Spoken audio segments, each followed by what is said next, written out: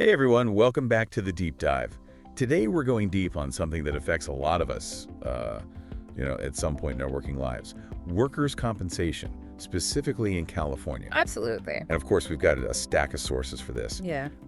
Most importantly, the Injured Worker Guidebook, which is published by the California Division of Workers' Compensation. And this is like the hot off the presses May 2024 update. That's right. So we're working with the latest information.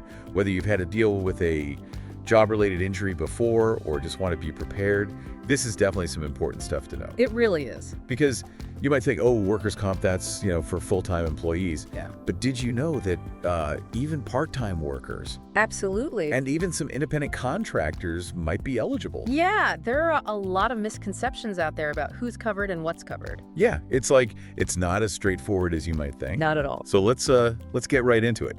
Workers' comp, at its core, is there to protect you if you get hurt or sick because of your job. Exactly. And it's a no-fault system. That means you don't have to prove your employer did something wrong to get benefits. Which is huge, right? Absolutely. Like just that relief of not having to be pointing fingers. That's a huge weight off your shoulders when you're already dealing with an injury or illness. Yeah, exactly. Yeah. And we should clarify, the guidebook points out, you can be injured in a single event, a slip and fall or something. Right. But it can also be something that develops over time, Exactly. like from repetitive motions or exposures on the job, Right. like carpal tunnel. Absolutely. And speaking of things to know, even before an injury happens, have you ever heard of pre-designating your doctor? Oh, yes. This is a crucial step that can save you a lot of headaches later on. Because it sounds kind of powerful. Like I get to pre-designate. Yeah, it kind of is. It means you choose your doctor before you get hurt. Right. So that if something happens, you're not stuck with a doctor you don't know or trust. Yeah, like you're already in the system with the doctor you want. You're in control of your care right from the start. Okay, so how do you actually do that? Well, there is a catch. You need to have some kind of health insurance, like through your spouse or a family member. It can't be just workers' comp. Ah, okay, so it's not for everybody. Not everyone, no. But if you're eligible, it's definitely worth looking into. Right. Okay. So now let's say the unthinkable happens. You do get injured on the job. Yep. What's the first and most important thing you need to do? Report it immediately. Don't wait, no matter how small the injury might seem. Even if it seems small? Even if it seems small. Because sometimes those seemingly minor things can turn into bigger problems later. Right. And of course, file that claim form, the DWC-1. DWC-1, got it. Yeah. The guidebook actually has a whole section called Keep Your Claim on Track. Yes. It's packed with helpful tips. And it really emphasizes being proactive, like keeping detailed records, not being afraid to ask questions, and seeking help if you encounter any, roadblocks along the way. You've got to be your own advocate in this process. Don't be afraid to speak up. Yeah. Okay, so you've reported the injury, filed the claim. What about the actual medical care? Right. Who chooses your doctor in that situation? If you haven't pre-designated, it's usually the claims administrator who makes the initial choice. Okay. But, and this is important, you do have options if you're not comfortable with that first doctor. Okay, so you're not just stuck. That's good to know. Not at all. Now, let's say your doctor recommends treatment. That's not in the official treatment guidelines. What happens then? Right. So California has what's called a Medical Treatment Utilization Schedule, or MTUS. It basically outlines what treatments are considered appropriate for specific injuries. Okay. But the good news is, if your doctor thinks you need something outside the guidelines, they can make a case for it. So it's not just like a hard and fast rule. No, it's not. There's flexibility built into the system. That's good to know. It's all about getting you the care that's right for your specific situation. Okay, so now let's talk about the financial side of things, because if you can't work because of your injury, that's where temporary disability benefits come in. Exactly. And there are two main types. Temporary total disability, TTD, Okay. for when you can't work at all, and temporary partial disability, TPD, for when you can do some work, but you're earning less than you did before the injury. So you're on modified duty or something. Exactly. Okay. And how much do you actually get paid with these temporary disability benefits? It's typically 2/3 of your average weekly wage, but there are minimum and maximum amounts set by the state. Okay. For example, the guidebook uses the example of a nurse's aide who was making, let's say, $367 a week. If they're totally disabled, they would get $244.67 a year a week in TTD benefits. So there's a formula, but every case is a little different. Exactly. It's based on your individual earnings. Got it.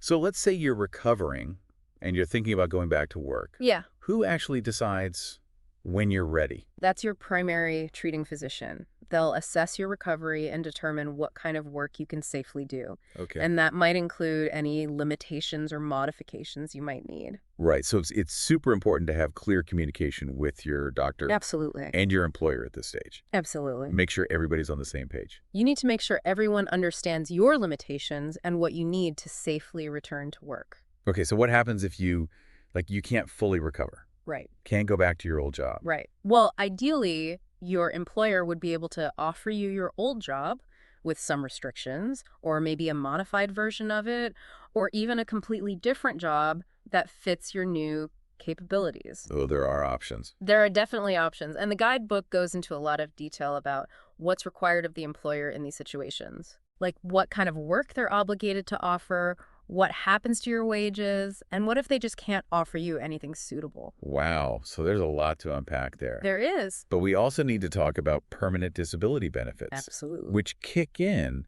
when you have lasting limitations from your injury. Yeah. Even after you've reached what they call maximum medical improvement. That's right. And there's this thing called a disability rating, right? Yes, the disability rating is a big deal. Okay. It's a percentage that estimates how much your injury affects your ability to work and earn a living. Okay.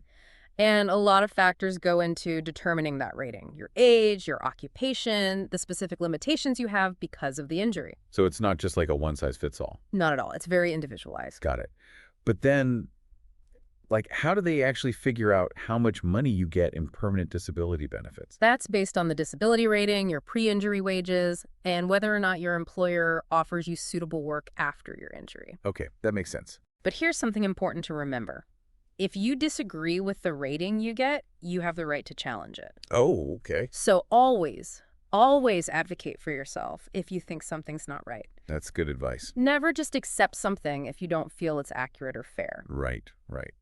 Now, what about those who they can't go back to work at all because of their injury? Right.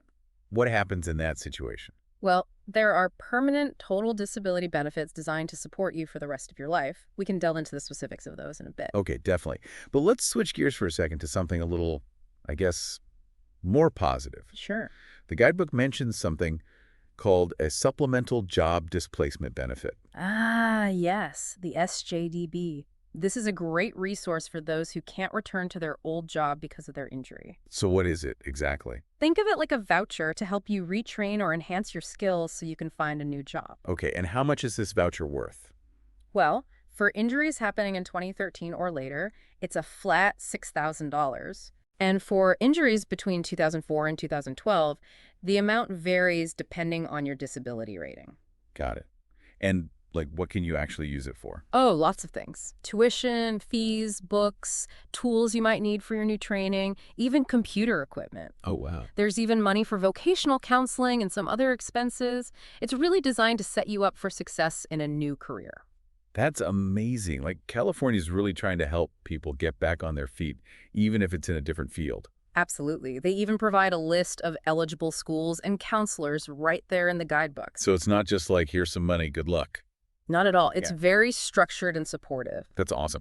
Okay, so we've covered a ton of information, and it's clear that California's workers' comp system is, it's comprehensive, but it's also pretty complex. Definitely. So what if someone's listening and okay, I need help figuring this out? Right. Well, the good news is you're not alone. The For More Information and Help section of the guidebook really shines here. It emphasizes that you've got resources available like your employer, the claims administrator, Right. those DWC offices, remember the information and assistance officers we talked about, Mm-hmm. and even attorneys, labor organizations, occupational health clinics. Oh.